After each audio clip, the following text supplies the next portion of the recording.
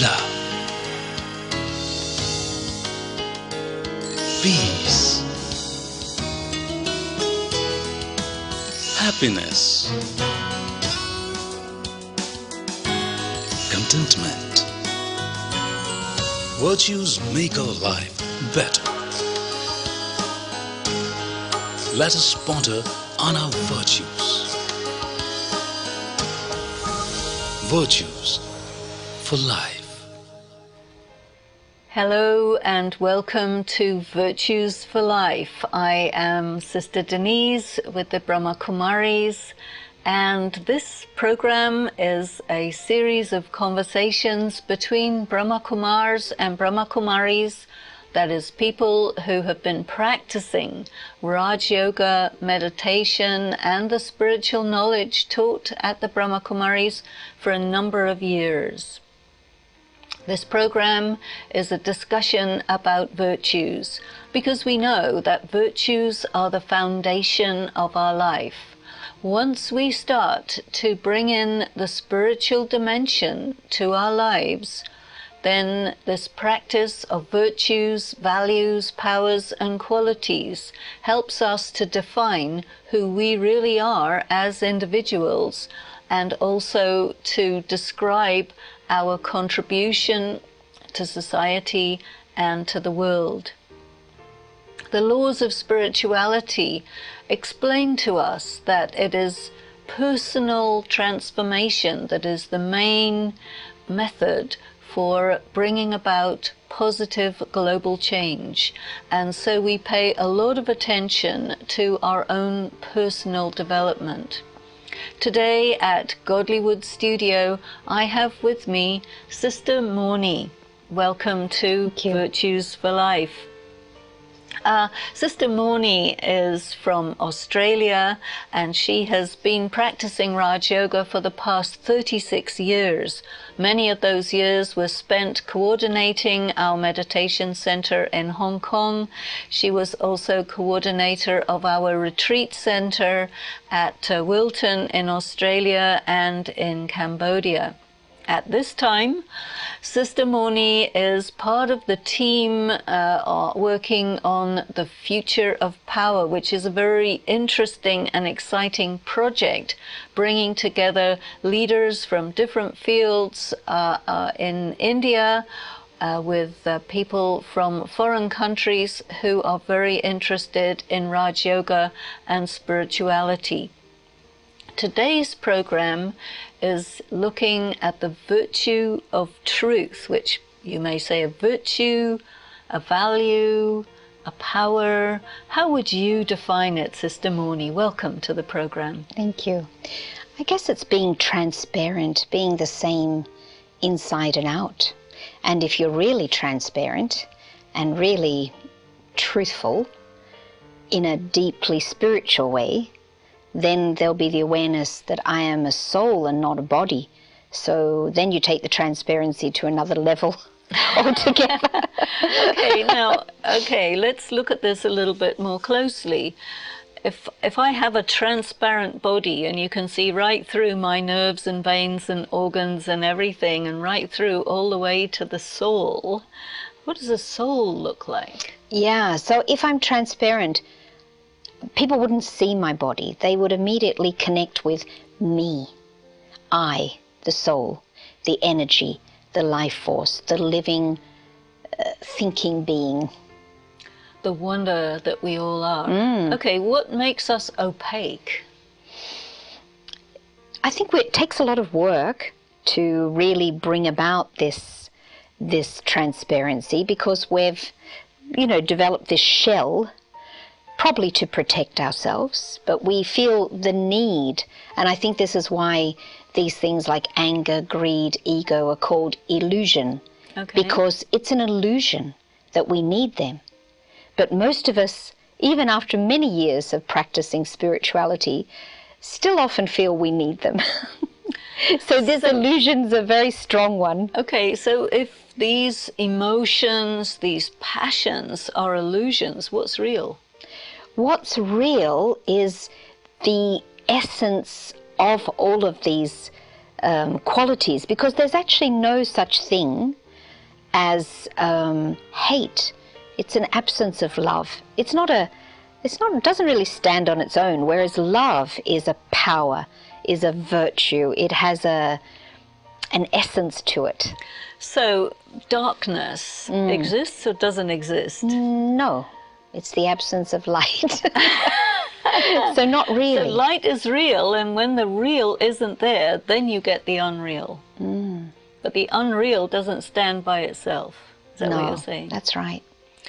But we are totally cloaked and clothed and dedicated to the dark, to the unreal. Even I was reading an article in the BBC the other day, a science article saying that the known universe is powered by the force of darkness. So I thought, well, that's interesting. Yeah, see, there tends to be a correlation, doesn't there, between what's happening spiritually and what's happening in the physical world around us. They are mirrors. They are mirrors. Okay, so what stops me being transparent? Am I afraid of being seen? More than anything else is fear. The main obstacle to truth is fear. We lie, we give excuses, we hide behind, facades because we're afraid. So let's look at what is exactly fear. Is it an illusion also? It is, because it's if I know who I am, and I am who I am, then there's nothing to be afraid of. Are we born afraid? It doesn't seem so, because I've, read some work by child psychologists, and, when we're born, we have these amazing kind of capacities. We even see more colors and feel a lot more. And then they say we pare it all down to deal with reality. So it's like we're unreality. Yeah, unreality. So it's like we're being conditioned from a very young age. By what? By whom? By cultural norms, so-called norms. Okay. Because if you see a 3-year-old, my favorite age is 2 to 3, because I see the inner child, what's called that inner child, in a 2 to 3-year-old. But after that, it seems they lose who they are, and they start to listen to what other people say. And when they go to school, finished. It's over. So it's over. Are the adults the problem? Yeah. So this is us, or are we going to become... So that's why we need to find our inner child. We need to awaken to who we really are. So what is it in people that doesn't like the authenticity and spontaneity of a child? We don't like it? Well, I don't know. If you would be an adult and you see an authentic, spontaneous child and you beat it out of them, why? Can't control. It's all a thing of control. We can't control a free thinking, a free being. Well, why would we want to? Power. It goes back to power. Everything seems to go back to power. Hard power. You were talking another day on hard power. So what is this lust for power? Why are we so drawn to this? And again, it's those illusions, because we think that we need more money, more control. But actually, if you see people who live in a state of giving, they're so blissful. I mean, I would say blissful, not just happy. I met a psychologist. He's apparently one of the psychiatrists. He's apparently one of the top in the whole of North India. And when I went to meet him, he was in this tiny little clinic serving very poor people. Not a very nice place, very basic, but he was blissful. And I thought, this is where it's at, to find that joy from giving, because he could have been so wealthy. He could have been serving all the rich who need it probably more. Well, if you think of choice. Daddy Janki, she always talks about, well, there's a lot of people here serving the poor, but I serve the rich because they really need it. Now, okay, so you have power, you have wealth, but you don't have bliss. And you don't like people who are free and spontaneous. And what went wrong? Yeah, because then if people are spontaneous, then I can't get anything from them. They're not, I can't hold on to them. And it's again this illusion that I think I need to take. Now, I found when I've been, talking with people about truth and so on, that people say, okay, yep, I just want the truth, the whole truth, nothing but the truth. But then when they're faced with the truth, nope, don't want to know, don't want to hear, take it away, get rid of it. Can't take it. What's this? Yeah, because, when we're talking about this thing of fear, we need a lot of courage now to face the truth. Well, this is another virtue. Yes, it is. So courage and truth are absolutely connected. It was one of the things I found in my conversations with different Brahma Kumaris and Kumaris about virtues is, although we take up individual virtues in our conversations, we pretty soon realize that they cannot be worked with in isolation. We have to see the ones that are part of it. There's a big spectrum of virtues. And so the whole thing is virtuous. Now, this word virtuous, do you think of yourself as a virtuous person? I don't think people really feel comfortable often with that word because it sounds a bit judgmental somehow. It's like purity. It's got a bit of a baggage around it, like before we were talking this word moral. Yes. So virtuous has a bit of that. But yeah, I would say that when there's virtue, then there's a lot of joy and happiness and lightness and... Well, everybody wants joy, happiness, lightness and so on, but they don't want to be virtuous. Yeah. What's this? Yeah, because we, like for me, I didn't like the word purity before I understood it a little bit deeper because I thought purity was boring. It meant not having this and not having that. Right. So I think, again, maybe religion has played a role in minimalizing things so that it's like if you're moral, if you're good, if you're virtuous, if you're pure, then you can't have you have anything. nothing. You can't be happy, you can't enjoy beauty. But I think in spirituality we realize that beauty and joy are basic qualities of the soul, so they can't be taken away. Do you think that the thinkers, our philosophers, our the thought leaders have been leading us astray and confusing us about what's right and wrong and good and bad and all that? It could be because of this patriarchal dominance that's been there, because, I mean, not to be too, black and white about this, but often men come more from the head, and so I think a lot of the philosophy that's written and by men is very heady stuff. Okay. And I think we need to come to the heart and balance. Do you think that, I know very often if you look at the way boys are educated, they're kind of in a way prepared to be soldiers or prepared to be business people and to take and to cause damage and so on. Has that broken their hearts? I think a lot of boys have lost themselves in that, and that's why I see within the Brahma Kumaris that a lot of the men very naturally come into these, feminine kind of qualities. A lot of other men, and even women, I know one woman, she didn't like it when her husband became soft. She wanted him to be macho. She lost respect for him when he became soft and gentle and loving. So it's like a mindset that's been Do you think we're hypnotized? brainwashed. Yes. Yeah, and categorizing, men are macho and they're dominant and women are like from this. Mars and women are from Venus and they don't meet. Yeah. So, in truth, if we're talking about relationships, the male-female, the couple, which is, after all, the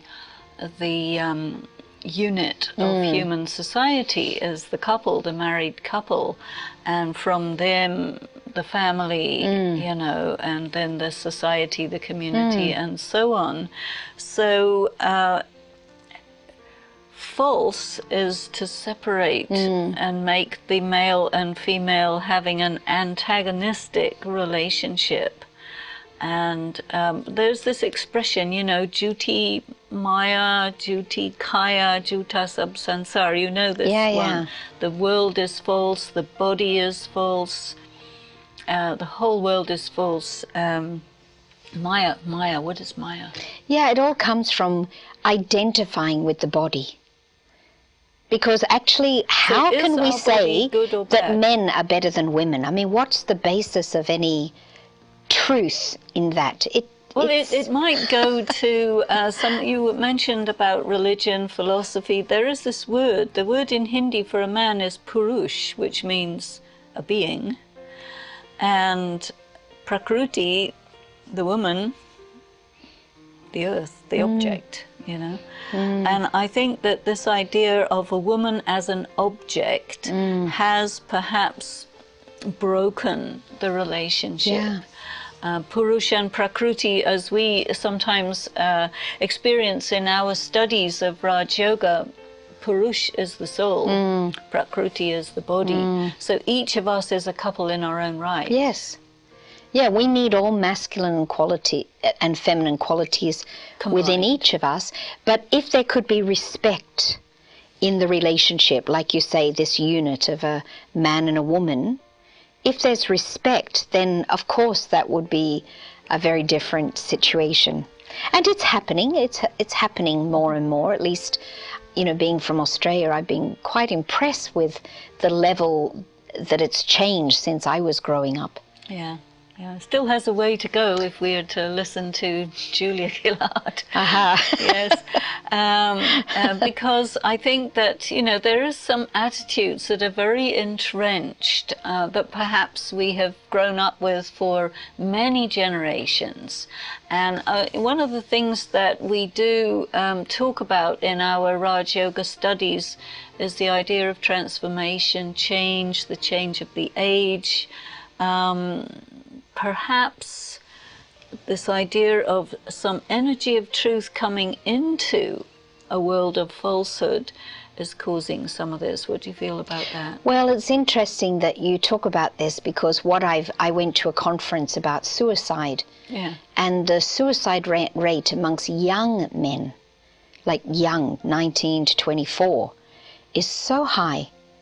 And they were saying perhaps it's because of this, they don't know their place anymore. They don't know what they can do that a woman can't do. And it was there was a study going on about what's happening, that men are kind of losing it, because the same suicide rate is not there with women. Oh. Yeah, this was in New Zealand, Australia, England. Places which are traditionally quite macho. Yeah, it's difficult, isn't it? It's difficult. And where women are claiming their place, women, maybe it's causing a lot of confusion. Sister Morni, we are coming towards the end of our time together, but there's one question I'd really like to look at, and that is, what does it mean to be true to oneself? It's a very big question, because I think it takes many years to know the self. But many people, they say to me, I just want to be authentic. That's all I want to be, is authentic. How can I be authentic? What would you? It takes a lot of courage. Because, back to that word courage back to again. that word courage, because I don't think it's an easy thing. It means being true to yourself no matter what. And often parents, friends, children, husbands want us to be different to who we intrinsically know we're meant to be. So is it because of our dependency on other people's approval, or are there... A big thing is that. Yeah, and it's not just other people, even society. Like religions have made it very difficult for people to be real. It's often against the law to change religions. And yet, if really it's not you, how are you going to be yourself? So, you know, it comes from big powers as well. So it's... Is it a kind of a religion to be true? Yes, it is. That's self-religion. The Swadharma. We use this expression, Swadharma Shant, that the religion of the self is to be, well, for me, Shant is quiet, still, and peaceful, 3 things. Because we can only know ourselves when we start there. So what stops us being true to ourselves? Fear. Again, fear. So again, courage. Now we're going round and around and around. So Yeah. where's the point that we can insert something to break that cycle and really create a shift? Yeah, I think it really is that word courage. I think it's goes side by side with truth. Well, there are many things to ponder on. I think that I'd like to thank you very much for your insights, your presence, your participation in this program, Virtues for Life. This has been a conversation between Brahma Kumaris and Kumaris about virtues. Virtues are one of what we call in Raj Yoga the 4 pillars of Raj Yoga. If we can develop all the virtues in our life, this foundation makes us so strong that we cannot be shaken, and we can manage whatever tests come our way. And it is, after all, the university of life. Let us ponder on this virtue of truth for a moment. Being true, not being distracted by the illusions of Maya, of negative emotions, of materialism, and try to turn within and focus transparently on that inner self, the soul, the diamond, the heart, the true heart that each one of us is, and really have value for ourselves. And I think also a very important thing that we are trying to convey in our conversations is the value of being considerate of other people and maintaining one's self-respect. Thank you all very much for your participation and presence in today's show, and thank you again to Sister Morni. I look forward to seeing you all again very soon. Om Shanti.